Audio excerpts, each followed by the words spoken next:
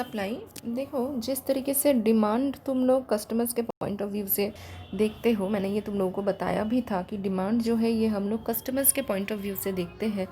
तो सप्लाई जो है वो सप्लायर या सेलर के पॉइंट ऑफ व्यू से देखा जाता है। ठीक है, अच्छा, इंट्रोडक्शन थोड़ा सा पढ़ लेते हैं। क्या बोला, in a market economy sellers for products and services constitute the supply side. जैसे मैंने अभी थोड़ी देर पहले बोला कि सप्लायर्स या सेलर्स से रिलेटेड है सप्लाई।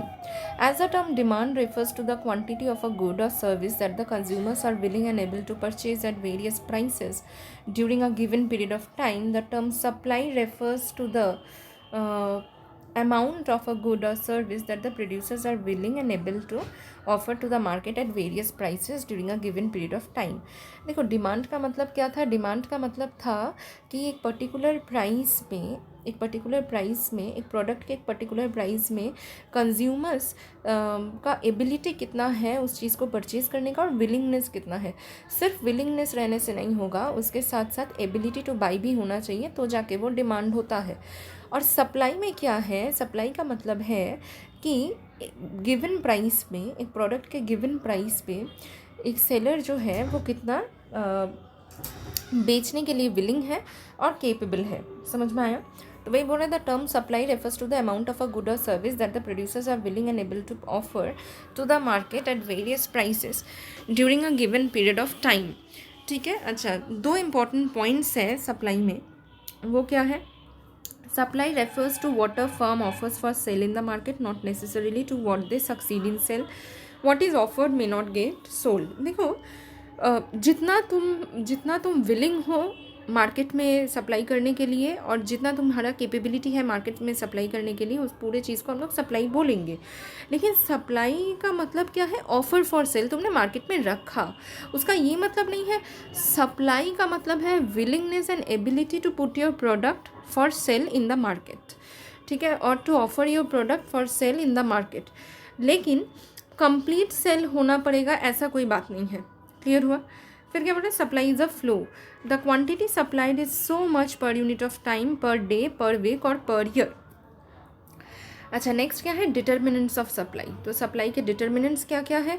क्या बोल रहा है? देखो, although price is an important consideration in determining the willingness and desire to part with commodities, there are many other factors which determine the supply of a product और service. क्या क्या factors है? पहला है price of the good. Other things being equal, the higher the relative price of a good, the greater the quantity of it that will be supplied. देखो, आज एक consumer के नज़रिए से हम लोग डिमांड को पढ़ते हैं। तो एक कंज्यूमर के नज़रिए से देखा जाए, तुम लोग एक कंज्यूमर के नज़रिए से अगर देखो, तो तुम्हारे डिज़ायर्ड प्रोडक्ट का प्राइस जब कम रहेगा तब तुम लोग ज़्यादा खरीदोगे, जब प्राइस बढ़ जाएगा तब तुम लोग उसको ख़रीदना भी कम कर दोगे। लेकिन वहीं पे अगर एक सेलर के नज़रिए से तुम लोग देखो, तो एक सेलर क्या करेगा? उसके प्रोडक्ट का मार्केट प्राइस जब ज़्यादा रहेगा तब वो ज़्यादा सप्लाई करना चाहेगा। जैसे ही मार्केट में उसके प्रोडक्ट का प्राइस कम हो जाएगा, वो कम परचेज करेगा। क्लियर हो? तो क्या बोल रहा है? Other things being equal, the higher the relative price of a good, the greater the quantity of it that will be supplied. This is because goods and services are produced by the firm in order to earn profits and ceteris paribus profits rise if the price of its product rises. देखो, consumer को profit नहीं कमाना है। Consumer का profit क्या होता है? कम दाम में उसको अपना डिज़ायर्ड प्रोडक्ट मिल जाए। लेकिन सप्लायर को या सेलर को प्रॉफिट कमाना है, और उसका प्रॉफिट कब होगा? जब वो अपने प्रोडक्ट को ज़्यादा से ज़्यादा दाम में बेच पाए। ठीक है, नेक्स्ट क्या है? Prices of related goods. Related goods के बारे में मैंने तुम लोगों को डिमांड में ही बताया था कि सब्सटीट्यूट गुड्स, कॉम्प्लीमेंट्री गुड्स, ये सब रिलेटेड गुड्स है।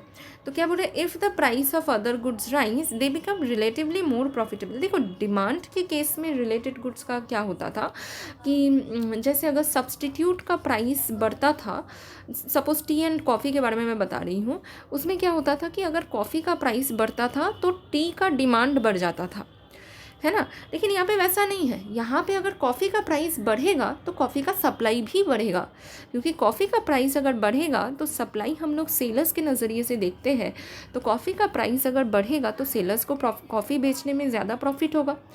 क्लियर हुआ? तो वही यहाँ पे बोल रहा है कि if the prices of other goods rise they become relatively more profitable to the firm to produce and sell than the good in question.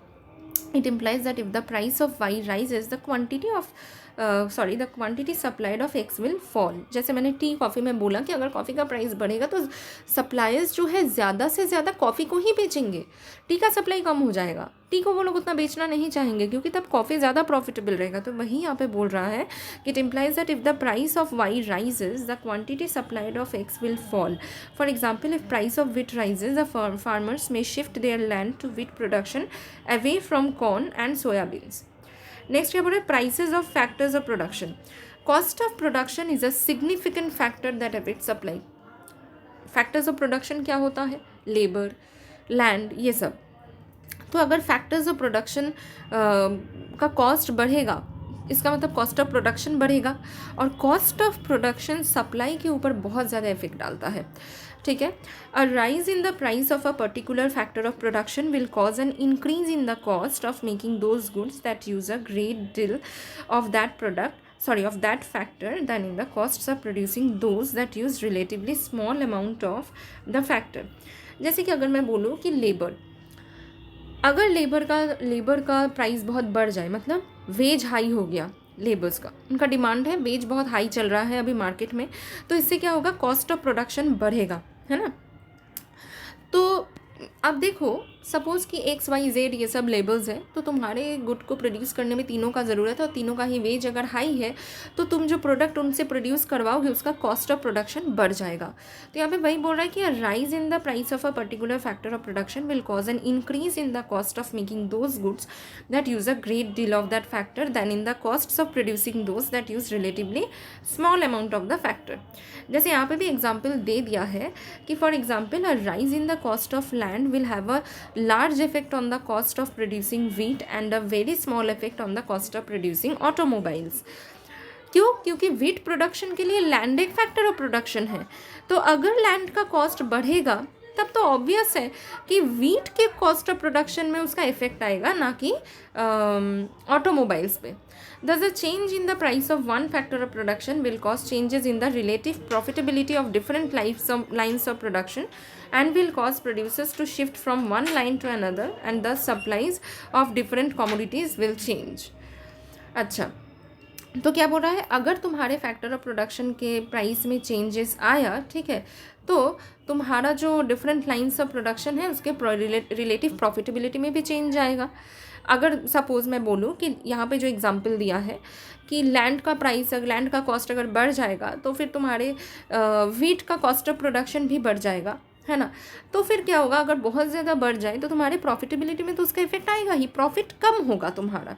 तब क्या होगा? तब अगर दिन ब दिन ऐसा चलता रहे कि कॉस्ट ऑफ प्रोडक्शन तुम्हारा बहुत ज़्यादा बढ़ता जा रहा है वीट का, जिसकी वजह से प्रॉफिट कम होता जा रहा है, तो तुम क्या करोगे? तुम लोग different lines of production choose करना स्टार्ट करोगे, है ना.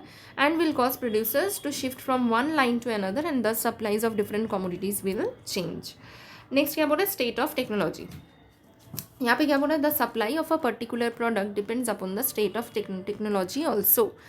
Inventions and innovations tend to make it possible to produce more or better goods with the same resources, and thus they tend to increase the quantity supplied of some products and to reduce the quantity supplied of products that are displaced. Availability of spare production capacity and the ease with which factor substitution can be made and the cost of such substitution also determine supply. देखो, state of technology पे भी supply बहुत ज़्यादा dependent है. ऐसा कैसे? अगर तुम्हारे पास बहुत इनोवेटिव मशीन्स है, ठीक है, सपोज़ एक्स एक सप्लायर है, वाई एक सप्लायर है. एक्स के पास बहुत इनोवेटिव मशीन्स है, वाई इनोवेटिव मशीन्स इंस्टॉल नहीं करवा पाया, ठीक है. तो क्या होगा? एक्स का प्रोडक्शन बढ़ता जाएगा. कैसे?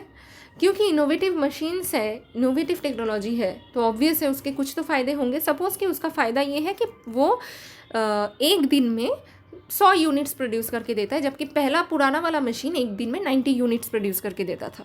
तो एक्स का प्रोडक्शन बढ़ जाएगा. एक्स का प्रोडक्शन बढ़ेगा मतलब एक्स का सप्लाई भी बढ़ेगा. लेकिन वाई पुराने मशीन में ही है, मतलब वाई अभी भी अपने पुराने मशीन के थ्रू 90 यूनिट्स करके ही डेली बेसिस में प्रोडक्शन करता है. तो वाई का सप्लाई नहीं बढ़ेगा। तो स्टेट ऑफ टेक्नोलॉजी के ऊपर भी डिपेंड करता है तुम्हारा सप्लाई बढ़ेगा या घटेगा। समझ में आया? नेक्स्ट क्या बोल रहा है? Government policy. गवर्नमेंट पॉलिसी में क्या बोल रहा था? Production of a good may be subject to the imposition of commodity taxes such as excise duty, sales tax and import duties.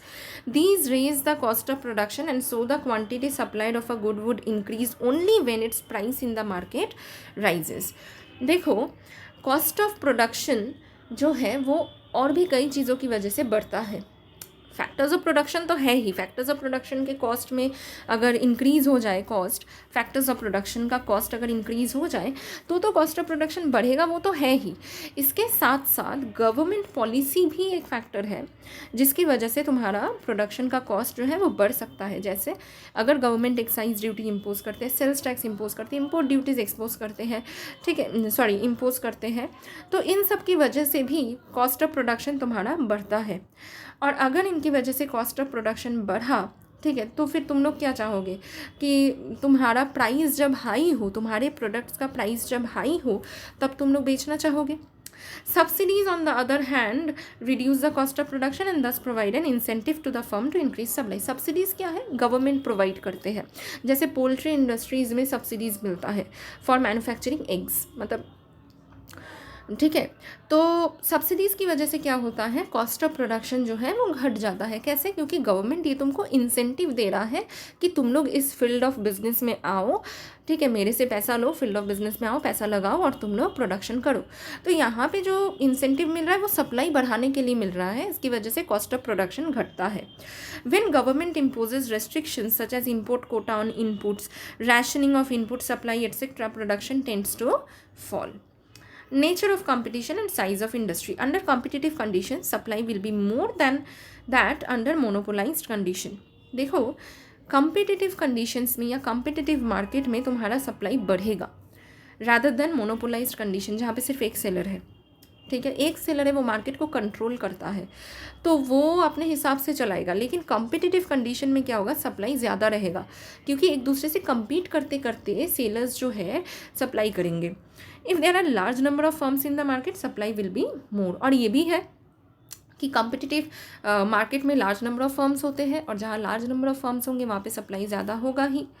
Besides entry of new firms either domestic और foreign causes the industry supply curve to shift राइटवर्ड्स।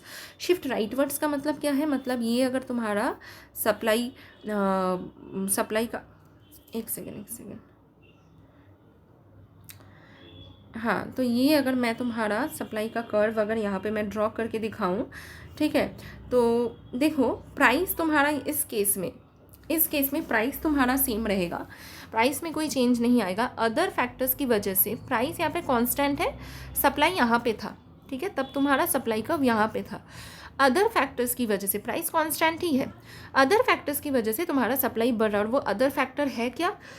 अगर large number of firms है, तुम जिस market में operate करते हो वहाँ पे अगर लार्ज नंबर ऑफ फर्म्स है तो फिर वहाँ पे उस मार्केट में सप्लाई बढ़ेगा, राइटवर्ड शिफ्ट होगा। क्लियर हुआ? नेक्स्ट क्या है? Other factors. द क्वांटिटी, एक सेकेंड, नेक्स्ट क्या है देखो, अदर फैक्टर्स। तो क्या बोला? The quantity supplied of a good also depends upon government's industrial and foreign policies, goals of the firm, infrastructural facilities, natural factors such as weather, floods. देखो ये तो है ही, ऊपर जो हम लोगों ने फैक्टर्स पढ़ा जिसके ऊपर सप्लाई डिपेंडेंट है, उसके अलावा भी और भी कई सारे फैक्टर्स हैं, जैसे गवर्नमेंट की industrial policies, foreign policies, weather conditions, इन सब की वजह से भी सप्लाई जो है अफेक्टेड होता है। नेक्स्ट क्या है देखो, लॉ ऑफ सप्लाई।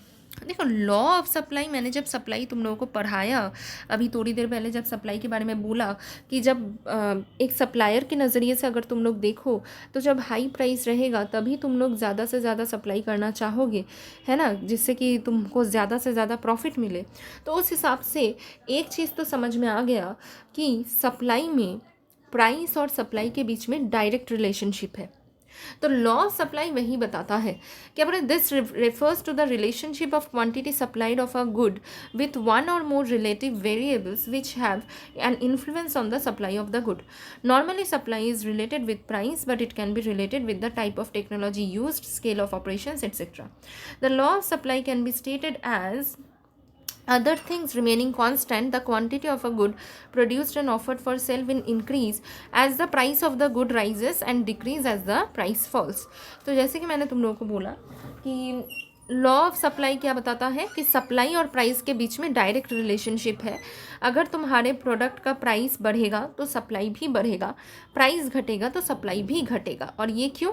सप्लायर के नज़रिए से देखो तो जब प्राइस मार्केट में तुम्हारे प्रोडक्ट का बढ़ेगा उसी टाइम पे बेचना तुम्हारे प्रोडक्ट को तुम्हारे लिए फ़ायदेमंद रहेगा. प्राइस जब कम रहेगा तब अगर तुम बेचते हो तो तुम्हें थोड़ा बहुत प्रॉफिट कम मिल सकता है या फिर लॉस हो सकता है. This law is based upon common sense because the higher the price of the good, the greater the profits that can be earned, and thus greater the incentives to produce the good and offer it for sale. The law is known to be correct in a large number of cases. There is an exception, however. If we take the supply of labor at very high wages, we may find that the supply of labor has decreased instead of increasing. Thus, the behavior of supply depends upon the phenomenon considered and the degree of possible adjustment in supply. एक ही exception है कि labour supply अगर high price में होगा तो वो possible नहीं है. समझ में आया?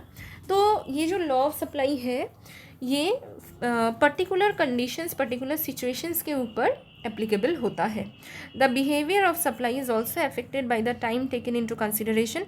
इन the short run it may not be easy to increase supply, but in the long run supply can be easily adjusted in response to changes in price. The law of supply can be explained through a supply schedule and a supply curve. A supply schedule क्या है? Supply schedule is the tabular presentation of law of supply. जैसे demand schedule था, law of supply का tabular presentation supply schedule है. It shows the different prices of a commodity and the corresponding quantities that suppliers are willing to offer for cell.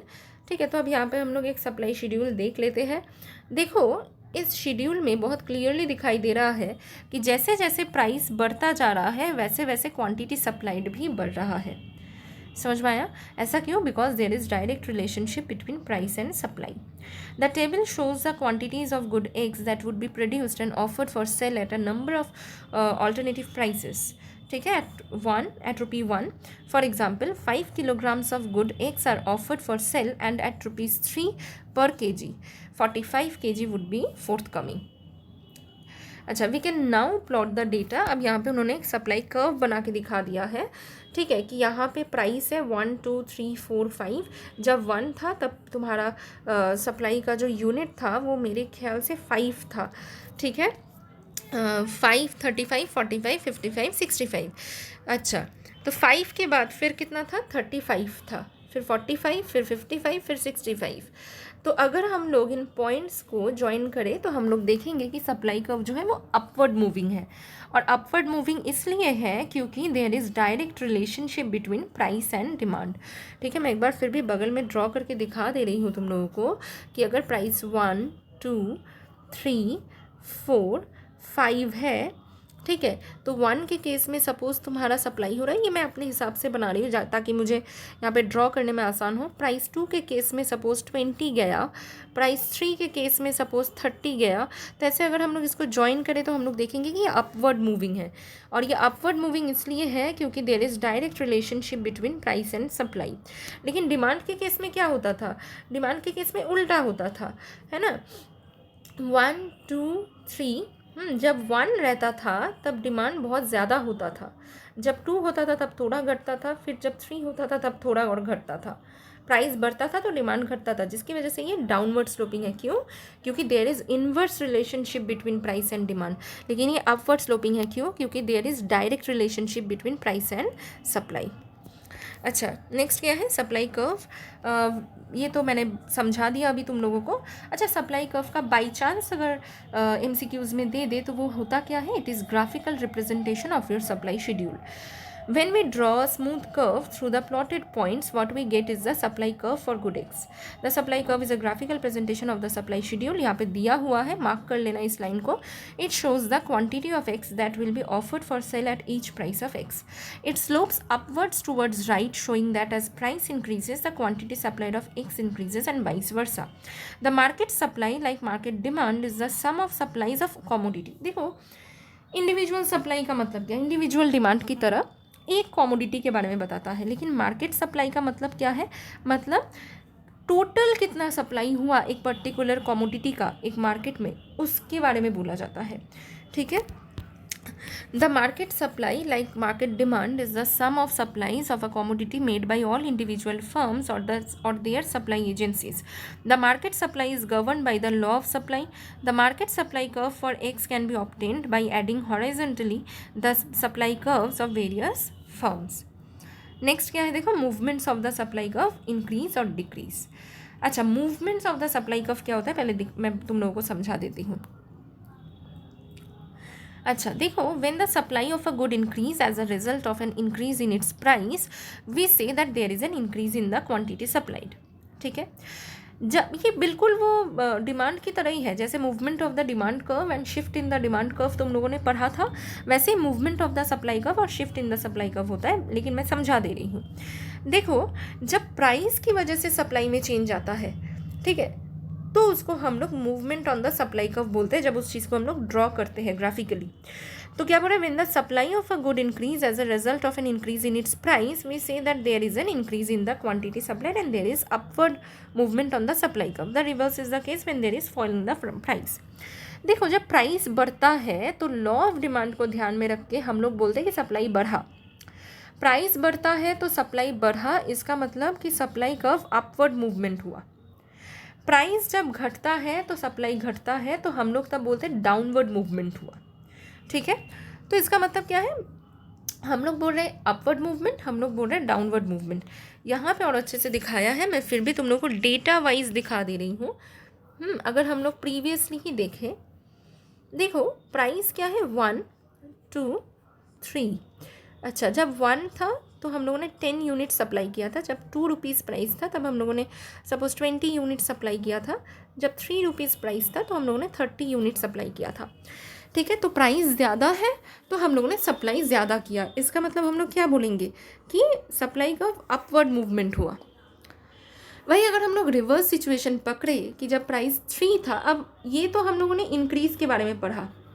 अब वहीं अगर हम लोग decrease के बारे में पढ़े कि प्राइस जब घट रहा है तो सप्लाई घट रहा है, इस चीज़ को अगर हम लोग देखें, अभी तो फ़िलहाल प्राइस बढ़ा तो सप्लाई भी अप बढ़ा, जिसकी वजह से सप्लाई कर्व का जो मूवमेंट है वो अपवर्ड मूवमेंट हुआ। उसी तरीके से अगर हम लोग अब प्राइस में डिक्रीज़ होने से क्या होगा देखें तो क्या होगा, प्राइस 3 था तो 30 यूनिट्स, प्राइस घट के 2 रुपये हो गया तो 20 यूनिट सप्लाई हुआ, प्राइस घट के 1 रुपये हो गया तो 10 यूनिट सप्लाई हुआ। तो इसका मतलब अब क्या हो रहा है कि सप्लाई कर्व जो है वो डाउनवर्ड मूवमेंट हो जाएगा। ठीक है, तो देखो प्राइस बढ़ रहा है तो सप्लाई कर्व ऊपर जा रहा है, प्राइस घट रहा है तो सप्लाई कर्व नीचे आ रहा है। ऐसा क्यों, प्राइस बढ़ रहा है तो सप्लाई बढ़ रहा है, इसीलिए सप्लाई कर्व ऊपर जा रहा है। प्राइस घट रहा है तो सप्लाई घट रहा है, इसीलिए सप्लाई कर्व नीचे आ रहा है। समझ में आया? तो देखो यहाँ पे बस एक ही सप्लाई कर्व ऊपर जा रहा है जब प्राइस बढ़ रहा है, फिर वही सप्लाई कर्व नीचे आ रहा है जब प्राइस घट रहा है। तो इसको हम लोग movement in the supply curve बोलते हैं। ठीक है,